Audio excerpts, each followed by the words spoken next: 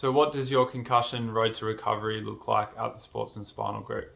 I'm just going to quickly today go through a real summary of what it looks like through the journey from when you've had concussion all the way to when you're discharged with no symptoms and you're safe to return to all physical and cognitive load.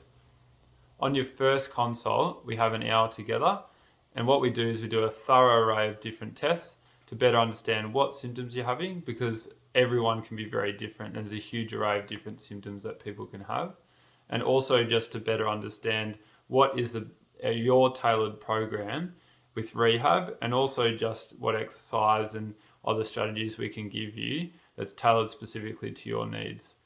On the second consult, what we do is an exertion test, and that's getting you on a treadmill or a bike, and we find out for a lot of people, the concussion symptoms actually can get worse from doing exercise.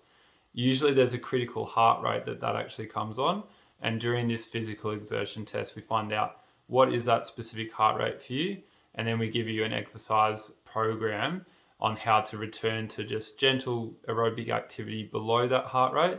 And that is actually proven to show that you actually have a better long-term outcome for your concussion.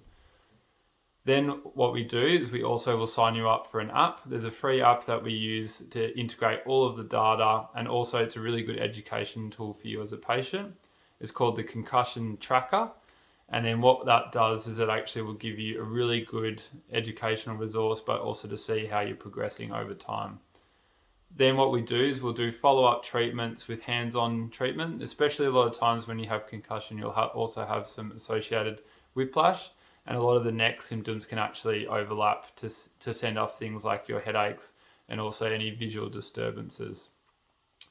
Usually what we'll do is we'll give you a lot of advice in terms of how to return back to cognitive load and also exercise, especially returning back to contact sport if you are playing that, and also advice on how to return to work and to school if you're at school age safely.